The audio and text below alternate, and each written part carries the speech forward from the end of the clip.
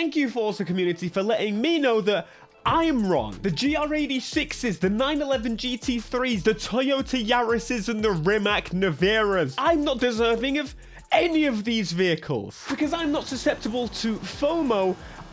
It's all me, and so when I want to come in later on and maybe check out some of the cool exclusive cars in the game that is kind of the selling point of Forza Horizon in general, that's on me, so I'm gonna course correct. You've probably seen this website before, but no, it's really cool, and it's actually listing by category the festival playlist cars that we can jump in and get access to. And so what I thought is I want to go through a bunch of festival playlist cars and see how low of an interest of a car do I have to go before I can actually just buy something. Because this is going to be probably interesting, because going into the PlayStation 5 version of the game, things are going to be a little bit different than the normal Forza FOMO. Is it FOMO if the players are voting for it? This one, I guess. For example, the Porsche 911 Rally, if I want to buy this, I go into here, and usually this is what happens. Now, the Rally is an interesting one. I don't think it would have a huge interest, but maybe that's why none of them are for sale. Maybe it's kind of twofold of an issue here, because the people didn't bother to get it because they're not interested, and now that not many people want it, it's a double fold, you know? Like, what if we start bottom of the barrel? Like this, the BMW X6M. One of the least interesting cars. Why was this on the festival playlist? Can I ask? That is the most bizarre thing I've ever seen. Why can I not buy the X6M? That's like, that's traffic car. All right, can you buy it on the auction house? BMW X6M. Yes, you can buy it on the auction house, and a hell of a lot of them. In fact, most of them still, though, are going for 5-6 million credits. Well, what fucking planet? What if I go on one and try and spend 200,000 on it? For example, this one right here, 200,000 is the highest bid. Highest bidder is actually someone looking to buy this car. I'm gonna buy it. I already have one of these, but like, there's just no way. I will sell this for 0 if I manage to get it, because it's just not worth it. How low do you have to go? The Ford Fiesta ST, a car that no longer exists, because they thought SUVs are actually better and will sell better, and therefore it was replaced by the Puma.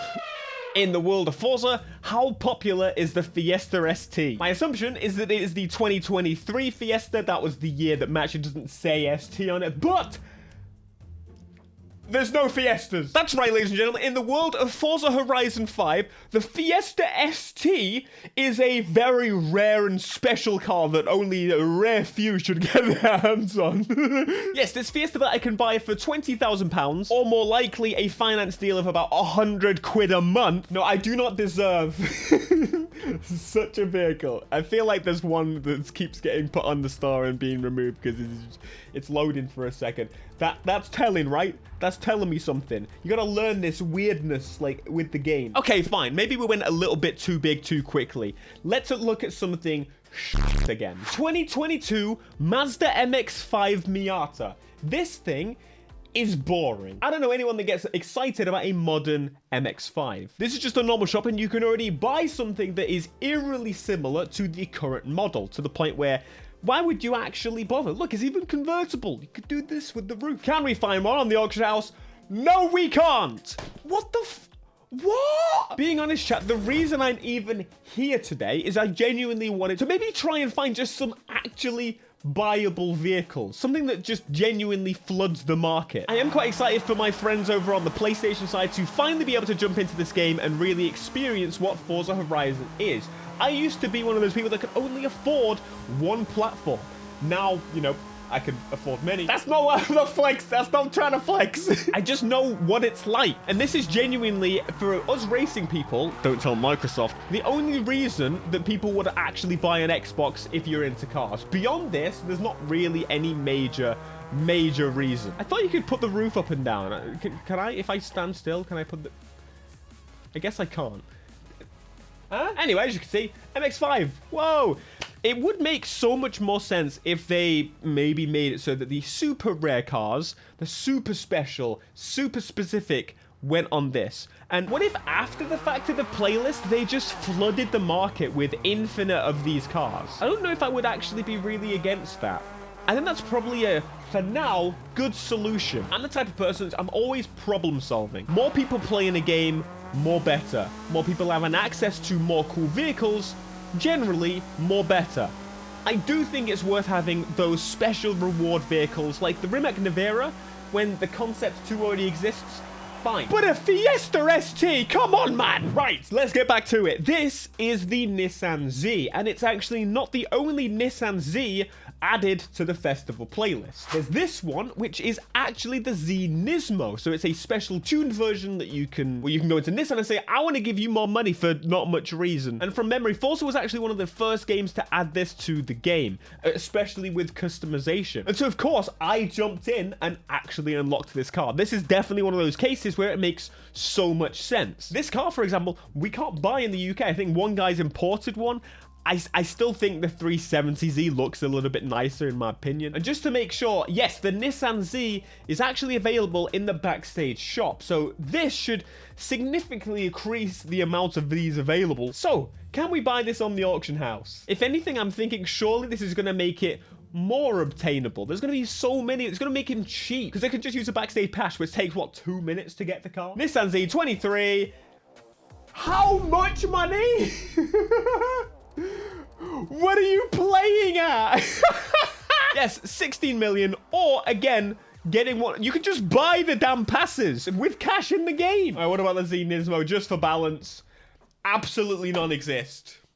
Just none of them. I'm trying. Look, I tell you, I'm a logical human being. We're all logical for the most part, you know. Some of us less so. I just want to understand it, folks. I really do. And I really want to know what their plan is going forward. So two of the major changes we've seen in Forza Horizon 5 is I thought they were just kind of being kind and getting rid of the FOMO a little bit, just like everybody else. But turns out they were mostly just getting ready to wind down the game and make it basically fully automated, which, to be fair, does mean that once the game inevitably gets delisted, because that's kind of what happens to racing games, it means that you will forever be able to enjoy your game until they shut the servers down, which I think Horizon 3 servers are still on, so they keep them up for a while, I think. They did break for like 3 years, so, you know, people have definitely moved on from that point, but you get what I'm saying. Longevity in games is great. I love, for example, Midnight Club LA. What a fantastic game that'll forever be remembered as one of the greats. But people often forget that that game had DLC and online requirements for unlocking cars, which means those vehicles are no longer gettable on the PlayStation version. You can get them on the Xbox version because they shut down the servers with GameSpy and just didn't bother updating the game on the other cars. I think you can play it on Xbox. That's just a guess. They might not have actually done that on either. So yes, my frustration is shared between pretty much every racing game these days. I just want, like, what if I want to go back to this and I go, you know what? What was that game that had the, like, special pre-launch edition of a car that wasn't quite out, the special Nismo designed by Nismo? Usually it's Gran Turismo, and for the most part, I can go back on those. But every other damn game is just boiling my bloody piss and taking... This is just another separate point completely. I just want to drive the car. Please! Well, I want other people to drive the car as well. Other than I'm like, no, you've got to do... What you've got to do is get 6 million or wait 3 years for the competent people in the Forza community to vote for that car to be put in the shop. Speaking of the votes for a vehicle to be in the shop, let's look at what is actually available on the backstage voting, my friends. Can you see a difference? Because I genuinely... I really don't know what to vote. I'm going to leave it to you guys. What should I vote for? Do let me know, because I want to vote for what people actually want, because I've got 2 hours. Never mind. I guess I'll just vote for that one, because that one's an F-150. People like an F-150 and not the Chevy. Tell me on the next vote. What is it right now? I think everyone could come together and collectively agree, by standards of cars, that is one of the ugliest pieces of crap you've ever seen in your life. Visually, it looks like arse. And it's not funny arse either. It's like, it just goes against the car. Is the Lotus 340R available? No! No, it is not! Wow. Oh, hang on. I've got a new auction alert. See that? See that? Something happened? I got outbid! What? The highest bid is 1.8 million on an X6. Are you joking me? Give me my money back right now. What? What? It's gone to 2 million. People are spending 2 million on an X6! So it seems that there's no sense whatsoever. So I just, once again, just to show you, search for an RS6. I think this one you can just buy in the shop, can't you? Yeah. I searched for an RS6 because basically I wanted to know of probably the peak of Forza when that car came out, the peak of Forza Horizon 5, more people were playing, like so many people. But I guess even if that's the case, these people aren't necessarily playing anymore, so they're not selling their cars, or they just got it in their collection. They're not going to bother selling it because they don't know. Like, for example, are you going to sell your X6 right now? I think you should sell your X6. What the? I am not going to stop until I can buy one car, which could have been the X6, but unfortunately, I don't want to spend 10 million on it. I've already got one. I also wouldn't spend more than 10 grand on it. Are you messing with me? Hyundai Iconic 5. No. This is next. BMW iX. No. Audi RS e-tron. Yes. Hang on a second. Is the RS e-tron here? No. I am incredibly confused. I'm not exactly sure why that's available. Why can I buy it? There are plentiful available. I mean, they're expensive, but there are plentiful available. See, now I'm even more confused than I was before. TTRS? No! I don't understand.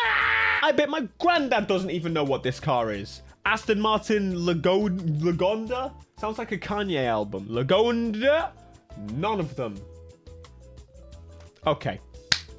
All right. This is my last hope. This is what I'm doing as my last hope. The 695 Biposto. It's a Fiat 500 with a different badge on it. 695 Biposto. There's one. 20 million! No. Is it still there? You know, that doesn't surprise me. I think this is going to be there for a very long time. It's already been up for... This is crazy. I can't believe it. This is a magical thing. I was going to set a challenge at the start of this that I have to buy anything that I find in here, but you can just piss off. You can go away! I like how my reaction was to genuinely consider buying that car.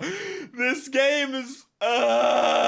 See, what I think would be pretty cool, maybe going forward for Forza Horizon 6, because I don't think they're going to make this change for the foreseeable. I think when it comes to maybe some special cars, for example, the Nismo Z, when they add it to the game, they should add like a little progression path or challenge list that you can do in this car to actually unlock the special version of it, because it's not that special. It's just like a trim version of the game.